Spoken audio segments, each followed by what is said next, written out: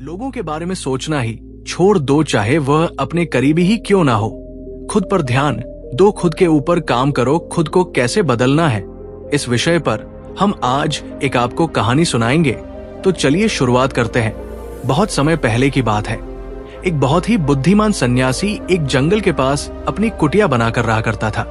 जो भी उनके पास अपनी समस्या लेकर आता, वो बहुत ही बुद्धिमानी से उसकी समस्या का समाधान निकाल देते। एक दिन वो वही पास के ही एक गांव में भिक्षा न के लिए गए। जब वो भिक्षा मांगकर वापस लौट रहे थे तो रास्ते में उन्हें एक युवा व्यक्ति ने रोक लिया और कहा, मैंने सुना है कि आप किसी भी समस्या को बड़ी बुद्धिमानी से सुलझा देते हैं। हालांकि मुझे तो ज्यादा विश्वास नहीं कि आप मेरी इस जटिल समस्या को सुलझा पाएंगे, लेकिन मैंने लोगों से आपकी बुद्धिमानी के बहुत से किस्से सुन रखे हैं। इसलिए मैं आपसे एक बात जानना चाहता हूं कि हमें किसी भी काम में असफलता की घबराहट क्यों होती, और हम अपने किसी भी लक्ष्य को असफलता के घबराहट के बिना कैसे प्राप्त कर सकते हैं। युवा व्यक्ति का ये प्रश्न सुन बौद्ध सन्यासी मुस्कुराए और बोले, मैं तुम्हारे इस प्रश्न का उत्तर जरूर दूंगा और उसके बाद से तुम्हारी सारी घबराहट भी खत्म हो जाएगी, लेकिन उससे पहले तुम्हें मेरे साथ मेरी कुटिया तक चलना होगा। वो युवा लड़का उस सन्यासी की बुद्धिमत्ता को परखना चाहता था, इसीलिए वो कुटिया तक जाने के लिए तैयार हो गया।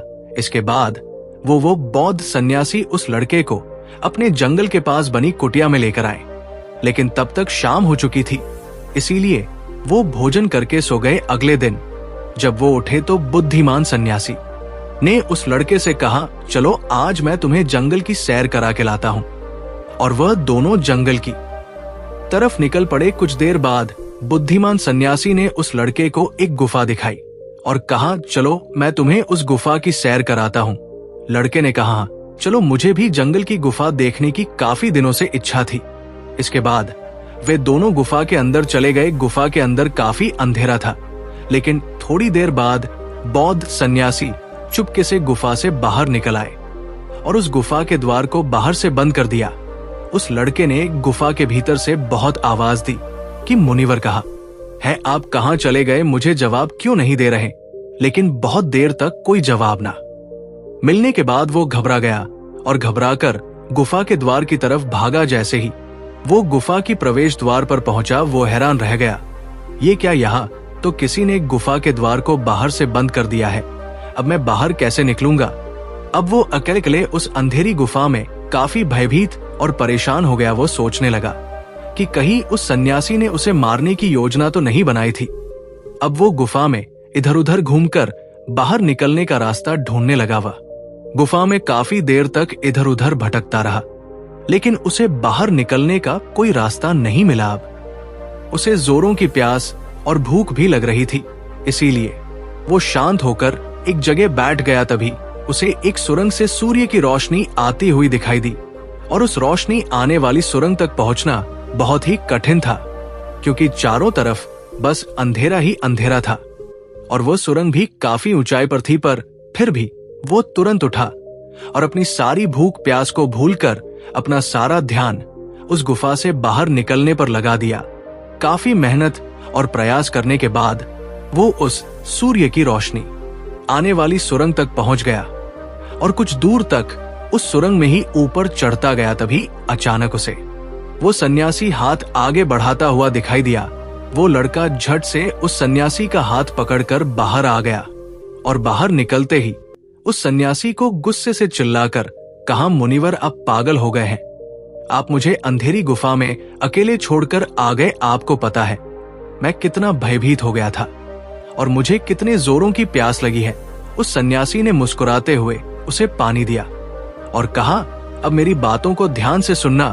तुम इस गुफा के बाहर सिर्फ 2 कारणों की वजह से निकल पाए, जिसने तुम्हें इस गुफा से बाहर निकलने के लिए मजबूर किया। पहला कारण, क्योंकि तुम्हें जोरों की प्यास और भूख लगी थी, और दूसरा कारण, तुम्हें वहां घुटन महसूस हो रही थी, क्योंकि तुम्हें मित्रों और परिवार वालों के साथ रहने की आदत पड़ चुकी है। अब मैं तुम्हें 2 मुख्य कारण बताता हूं जिसकी वजह से तुम इस गुफा से बाहर निकल पाए। पहला कारण, क्योंकि तुम्हारे साथ वहां ये कहने के लिए लोग नहीं थे कि इतने अंधेरे में इतनी ऊंचाई पर तुम उस सुरंग तक कैसे पहुंच पाओगे। ये तो असंभव है। और दूसरा कारण वहां ये कहने के लिए भी लोग नहीं थे कि चलो कोई दूसरा रास्ता देखते हैं, इससे भी आसान रास्ता मिल जाएगा और हम बहुत आसानी से इसको फिर से बाहर निकल जाएंगे। सफलता प्राप्त करने का नियम भी कुछ ऐसा ही है। ये तो मैंने तुम्हें सफलता कैसे प्राप्त करी इसकी एक छोटी सी दुनिया बनाकर दिखाई है, और वास्तविक दुनिया इससे कहीं अधिक जटिल होती है।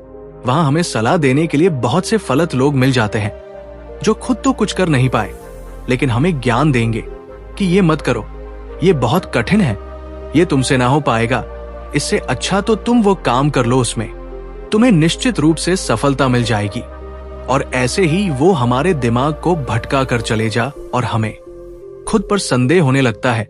सफलता न मिलने का एक बड़ा कारण ये भी है कि सफलता प्राप्त करने की प्रक्रिया बहुत लंबी होती है, और यहाँ जब हमारा मन घंटों घंटों में बदल जाता है तो फिर लक्ष्य प्राप्ति के महीनों और सालों के प्रयास में ही हमारा मन क्यों नहीं बदलेगा, हमारा मन बदल ही जाता है और हम उस रास्ते को छोड़कर अलग अलग राष्ट्रीय अपनाने लगते हैं।